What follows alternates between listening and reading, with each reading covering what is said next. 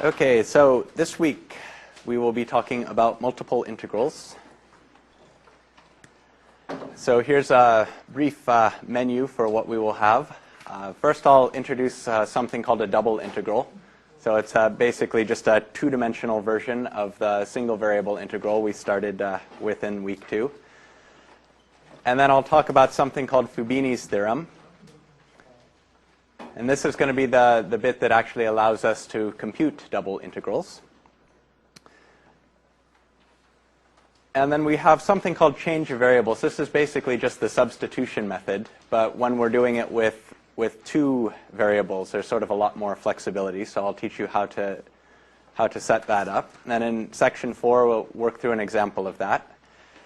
And then section 5 is pretty short. There's a special situation where you have something called separability, which allows you to write a double integral as just a product of two single variable integrals. So it makes it a lot easier to evaluate. And then in Wednesday's lecture, we'll talk about switching to polar coordinates. So in section 3, we talked about change of variables. Section 6, polar coordinates, is just one particular change of variables that we can do. Section 7, a culturally important integral. So this is why there's this 1 over the square root of 2 pi in the front of the phi function.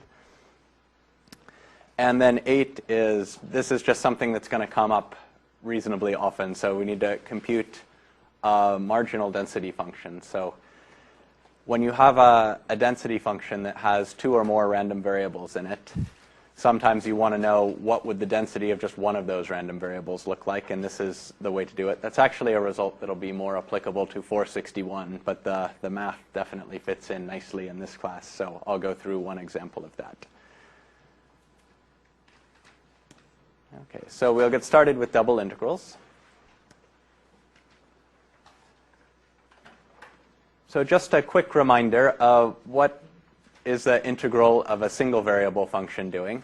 So the problem that I set out to solve was I have this function f of x and some interval ab, and I want to come up with how much area is underneath f of x in between a and b. And so the approach I took was I just decided I was going to come up with a lower bound by fitting these red rectangles underneath f of x. And then I was going to estimate the area underneath f of x just as the sum of the areas of these rectangles. And then I defined the idea of a definite integral to just be this sum. So this thing that I'm trying to highlight right here, f of a plus I times delta x. So if I start with I equals 0, then a plus I delta x is just going to be a. And f of a is just going to be the height of this rectangle. So it's the height of the first rectangle. And then I'm going to multiply that by delta x, where delta x is the width of the rectangle. And here, so delta x is just going to be b minus a, so the size of the interval divided by n.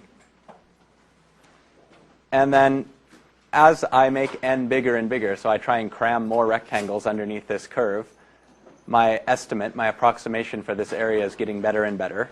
And if I take the limit of that as n goes to infinity, then I'm going to say that that's the area of underneath f of x in between a and b. Or that's what we did with a single variable integral. For a double integral, we're going to try and do the same thing, but now with two variables. So it's really a three-dimensional problem. We're thinking of z as being a function of x and y here. And now instead of putting rectangles underneath a curve, I'm going to try and build these sort of rectangular solids.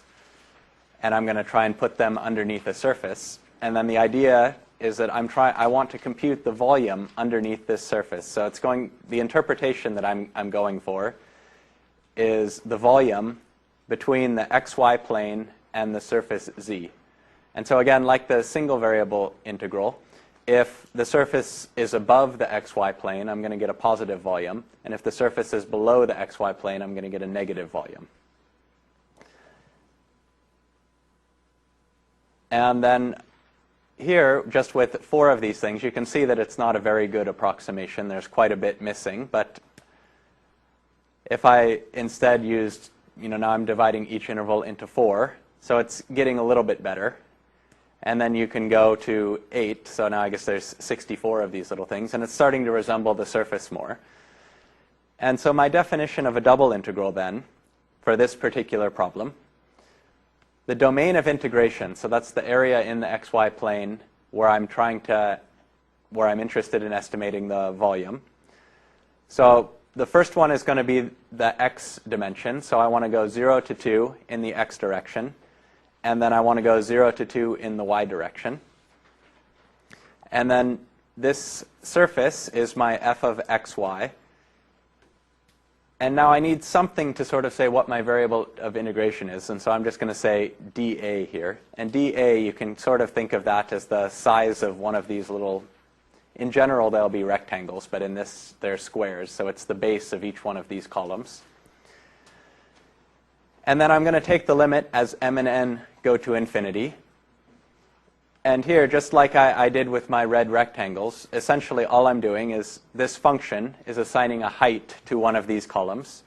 And then delta A is the area of the base of one of these columns. So the volume of each column is going to be given by the thing in the sum here. And then hopefully my approximation gets better and better and better as m and n get bigger. And in the limit, it would be equal to the volume under this surface, which is what I'm trying to get. And so just at the bottom here, I have the definitions of all the quantities I've used.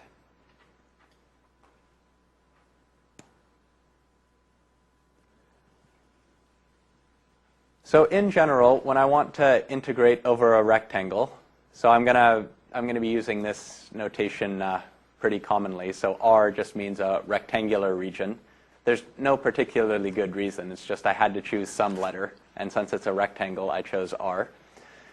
And when I write it like this, AB cross CD, what I mean is the rectangle with one side parallel to the x-axis going from x equals A to x equals B, and the other side parallel to the y-axis going from y equals C to y equals D. And so now I'm going to say that the double integral over this region R is going to be equal to the same limit I had on the last page, except on the last slide, except now I'm just rewriting it. So instead of just being ix, I have to start at A and go ix. And then for y, I'm going to start at C and go j times y. So just stepping along the y-axis in steps of delta y, and stepping along the x-axis in steps of delta x.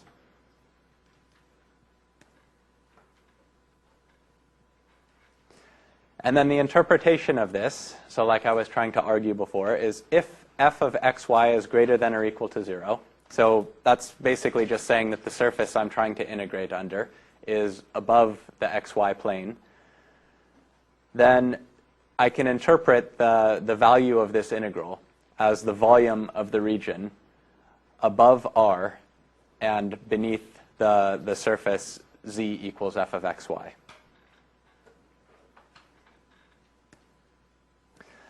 So like the single variable integral, we get some pretty useful properties that are going to just help, without evaluating the integral, we can at least rewrite it in terms of its terms, split it into two integrals in this case. So we have one linearity property, which is just saying that if I integrate a sum of two simpler functions, so in this case I have the function I'm integrating can be written as one function of x and y, f, and another function of x and y, g, then the integral of this sum is equal to the sum of the two integrals. Yeah, had it right the first time. Then the second property that I'm going to also throw under this name linearity is if I scale my function so c here is going to be a real valued constant, then the integral of c times f of x, c times f of xy, is equal to c times the integral of f of xy. And then I didn't really know what to call this property, so I came up with comparison, but it should be reasonably intuitive. So if I have two functions, f of xy and g of xy, and everywhere in my domain of integration, so this is my rectangle R, if f of xy is greater than or equal to g of xy, so one surface is completely above the other, or some places they might touch, which is what the equality would mean, but if they don't touch, then f of xy is above g of xy, then there has to be more volume underneath the surface f than there is underneath the surface g.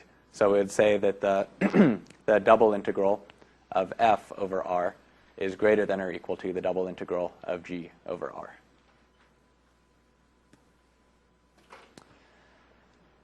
Okay, and then there's another related integral called an iterated integral. And so I'm going to suppose that f of xy is continuous on the rectangle R. So again, R is just AB in the x direction and CD in the y direction. And I'm going to introduce a concept called partial integration.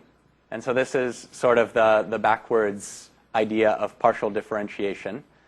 So in partial differentiation, if I have a function of x and y, and I want to take the partial derivative with respect to y, I pretend x is a constant. So I fix x, and I take the derivative, treating the function as a function of y alone. In partial integration, I'm going to do exactly the same thing, except just the other direction. So I'm going to fix x.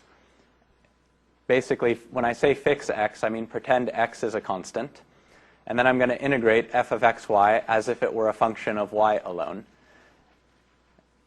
And so that's just going to give me a function of x. So when I integrate from c to d of f of xy dy, the y is going to disappear, because after I compute an antiderivative for f of xy, treating it just as a function of y, I'm then going to replace the y's in the antiderivative with c's and d's. So when I'm all done evaluating this definite integral on the right-hand side, there aren't going to be any y's left in it, but there still might be some x's. And so that's going to be my function a of x. And then I can do something called an iterated integral. So an iterated integral is just going to be the integral of a of x with respect to x. So now I consider integrating from a to b my function a of x dx. And this is just going to be a single variable integral. But then remember how we defined a of x. That was just the integral from c to d of f of xy dy. So I could also write my iterated integral in this form that I have on the right-hand side. And so I think you can see kind of why it's called iterated integral. It's giving me sort of a hierarchy. So I can evaluate this thing by first doing the integral in the square brackets. That's going to give me a function of x. And then I can integrate that using this outside integral, which is just an integral of a function of x alone. And then most of the time when people write this down, they're going to omit the brackets. So both sides of the equality here, they mean exactly the same thing. And usually when I'm trying to do one of these on my own, I put the brackets back in just to make sure that everything lines up. So the important thing to notice that the brackets will help you with is that this is something that you're going to do from the inside out. So the first integral, the first integral is an integral from c to d. And c and d, these are the y coordinates. So remember, my rectangle, the c and the d are describing the height of the rectangle. So the bottom and the top of the rectangle. So they're in the y coordinate. So whatever limits are on here, they have to correspond to the first. So in this case, dy comes first. So cd are the limits for integrating with respect to y. And then once that's done, the next layer out is going to be the dx layer. And so the integral, the limits on the outside integral, ab, they correspond to doing the dx dy. Sorry, they correspond to doing the dx. And so if you put the brackets in here, it's one more reminder that the limits here have to correspond to the variable that I'm integrating with respect to here. And then there's no reason why we couldn't iterate the other way. So I could also rewrite this. So notice all I've done here, I had dy dx. Here I had dx dy. So in order to rewrite this integral, I had to change the integral signs as well. So I now have AB corresponding to the dx, and then integral c to d corresponding to the dy. And so it's a pretty common mistake, I think, if you don't put these brackets here, that you will eventually use the limits for the other variable when you integrate the inside function. And so then the big question we're going to have is, what is the relationship between a double integral? So the double integral, this is the thing we want. What I want to do is be able to compute the area underneath a surface. And this iterated integral on the right-hand side, this is something I can actually compute. And so we'll get to that question in the next set of slides.